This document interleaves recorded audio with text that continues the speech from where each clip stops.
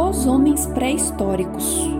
Os supostos elos que a teoria da evolução localizou como precursores dos seres humanos modernos podem ser agrupados em Australopithecus, Homo habilis, Homo erectus e Neandertais.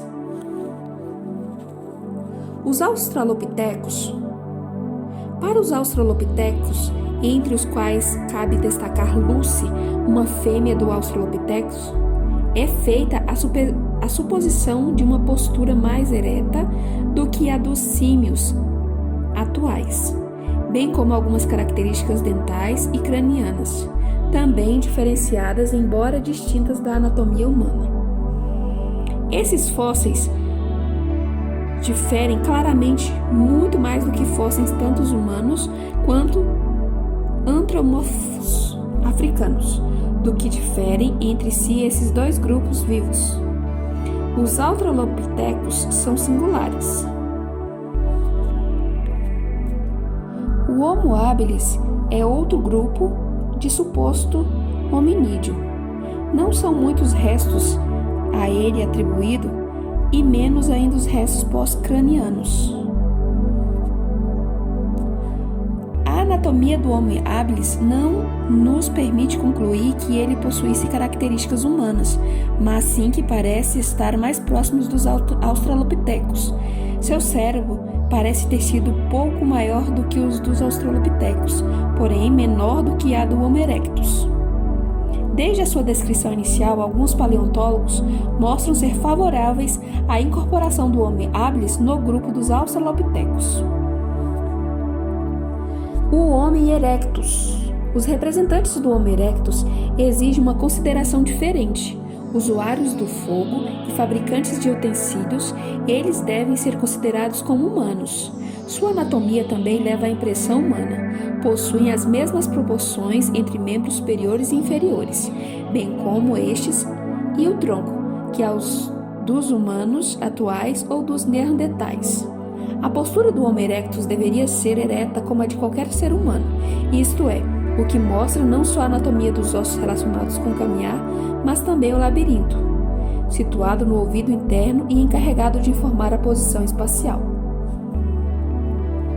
O crânio do Homo erectus possui uma capacidade inferior à do Homo sapiens, porém a sua organização cerebral é muito semelhante.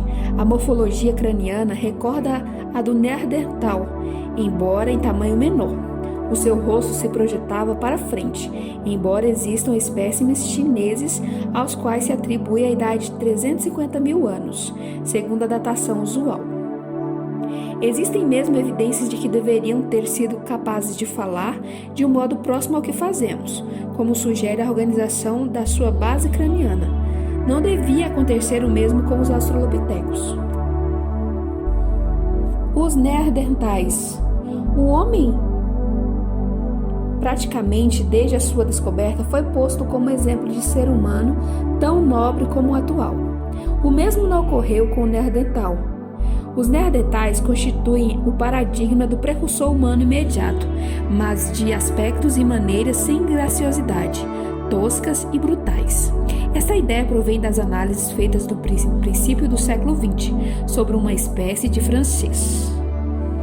Entretanto, a sua reinterpretação posterior eliminou a imagem bestial e um tanto grotesca daqueles seres humanos, pelo menos nos meios científicos, embora entre os leigos essa imagem ainda se conserve praticamente intacta.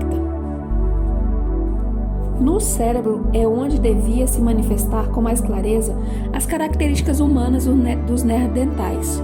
Não restou nenhum cérebro fóssil que pudesse ser estudado, porém há certos vestígios cerebrais na face interna do crânio.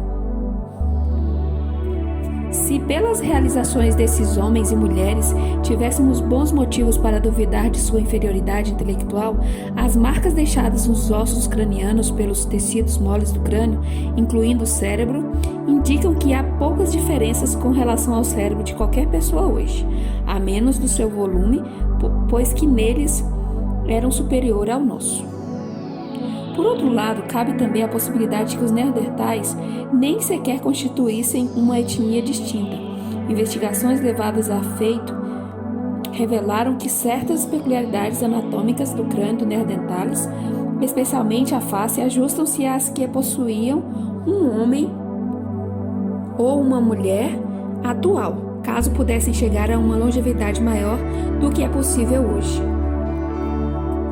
Torna-se evidente que os estudos antropológicos relacionados com a origem humana despertam apaixonados debates e controvérsias. Como dissemos anteriormente, são achados que transcendem o seu mero valor científico. Não é pouco frequente que um crânio seja alvorado como bandeira ou que uma etnia singular seja utilizada com fins turísticos devido a seus atrativos. Discordar sobre o lugar onde viveu o primeiro ser humano não é só uma luta científica, mas também, frequentemente, é uma luta entre as localidades em que seus restos foram encontrados. Tudo isso tem sido caldo de cultura para o embuste, ou pelo menos para o erro involuntário, mas prejudicial para a ciência.